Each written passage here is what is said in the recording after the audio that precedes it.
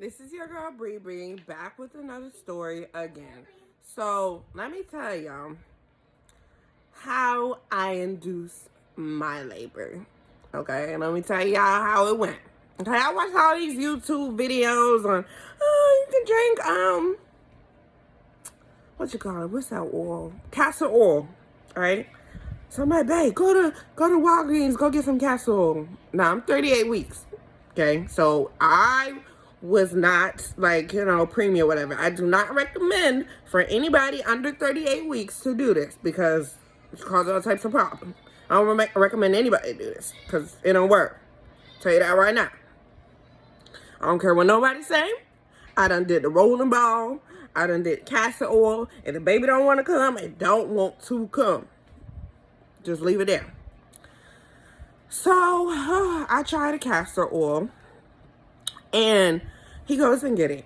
Oh my God, the junk is disgusting. When I say disgusting, trying to eat hair grease or oil or something. Literally, that's exactly what it tastes like.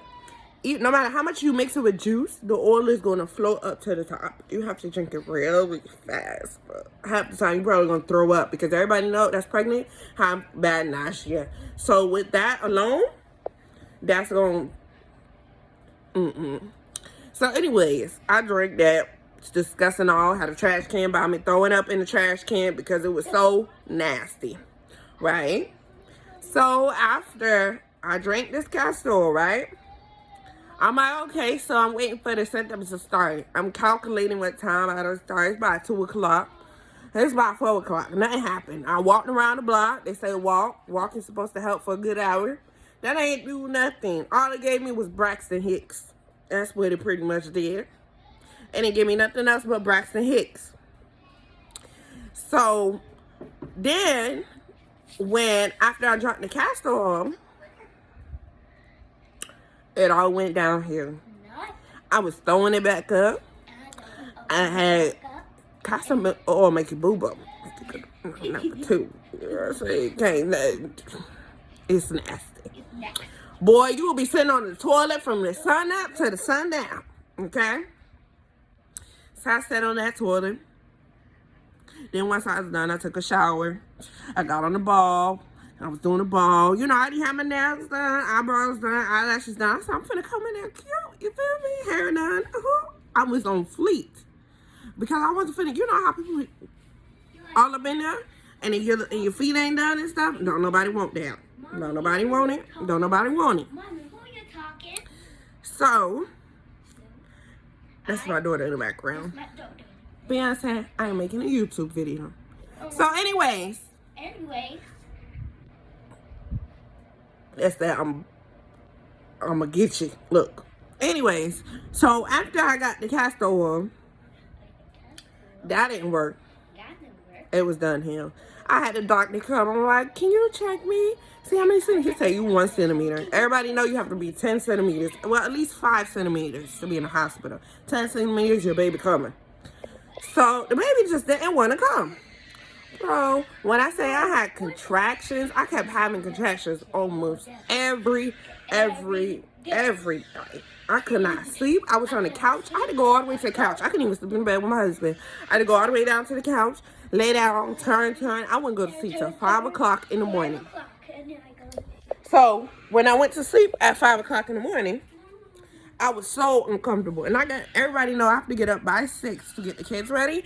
And then I work too. So I got to be to work at 9 o'clock. Ain't no way that was going to happen. Yes, I was working all the way till I dropped. So anyways, after all of that, right, I was just sick. The castor oil made me sick. It didn't help nothing with inducing my labor, nothing. I was just sick. I'm like, dang, I'm like 38 weeks. I'm like due for a cesarean, meaning C-section. Try to push, y'all. Don't do no C-section as long as you possibly could, because that don't hurt the healing process. Trust me. So anyways, finally, one day I'm on the phone with my husband telling him how I'm so mad because the hospital let me go. Oh, I went down to Memorial Hospital over there where it has Joe DiMaggio and all this other stuff. That one. The main Regional Hospital. That's what I was supposed to be doing with my baby, right? I went with Dr. Hannah, okay? I heard he was a good doctor, blah, blah, blah. Well, actually, I heard he wasn't a good doctor. I went to him because he took my insurance and because I wanted to go to Memorial. Girl, you better put on your clothes and get out my room. So I wanted to go to Memorial because I'm like, oh, I've been to Broward. Last time I went, they didn't have no clean linen. Like, I'm very picky about where I have my baby at. Listen, I break my back. I do what I got to do. And when you have your baby, you don't want to deal with no nonsense. You don't want no dirtiness. You don't want to deal with none of that. So you want a clean, nice space. I went to Broward last time. They didn't have clean linen. I heard Broward's supposed to be a good hospital. Maybe the time I went, they just didn't have clean linen. But that was nasty to me. Okay, you bleeding and everything. People bleeding. You can't change what you got. You got to lay up in your stuff? No, baby. No. And I didn't like how they dealt with my child being in the NIU. The NICU. Sorry. The NICU.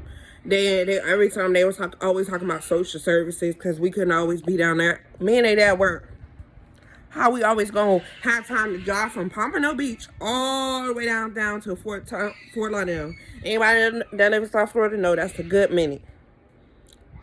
I can't sit there in the chair and be up under them. I pumped as much as I could, did what I had to do, and kept it moving. I had to work.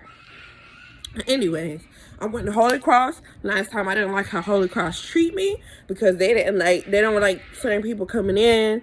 They was just it changed. Like when they got new doctors, they changed. I went to Northwest. Everybody know Northwest, they misdiagnosed my kids too many times. After that, I was like, I'm never going to this hospital. I'd rather drive all the way to Boca before I go to that hospital. They have very high technology, but the doctors and the nurses ain't nothing up there. We'll leave that alone. And those are the closest hospitals by me. As you go further, you're either going to Boca Regional, you're going to Memorial, or you're going to Jacksonville. Okay? So I decided to go to Memorial because I'm like, oh, there's such a good hospital. You know, I done took my kids here. They've always been good, blah, blah, blah. So I go down there. You know, this is during the corona time. And tell me why these people test me for corona because I ain't never had the test done. I don't go nowhere. I'm at home. I work from home. My kids, they just started going to school. Literally, they don't go nowhere. After school, they stay home. They don't even go to the park. They don't do nothing. Sad, but you can't do it because we have a park down here and they don't do nothing but spray pesticides on it. And them kids be playing in the mud, be just pure dirty. So anyways, we go down to Memorial, right?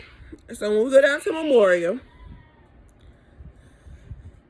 they take the corona test. I'm sitting in the hospital. I'm with my husband or whatever. He's waiting with me. We're waiting. He's trying to see his results. We got the kids at home. My friend is watching them. So as my friend is watching them, then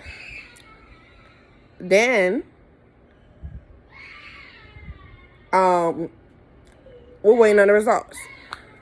So as we're waiting on the results, the lady comes in and she's like, oh, the reason why you're having contractions and stuff is because your corona test came back positive. I said, wait a minute. I don't got no corona. Corona who? Corona where? Me? Corona? No. I don't ever go nowhere. That's not true. And even if I did so-called have corona, that wouldn't give you no pregnancy symptoms. That won't give you contractions that's 5 minutes apart. That won't give you discharge as your mucus plug is coming out. I'm in labor. They literally dismissed me from the hospital. And I was so disappointed and shocked. I'm like, what? How can y'all do this? A person is in labor and you turn them away?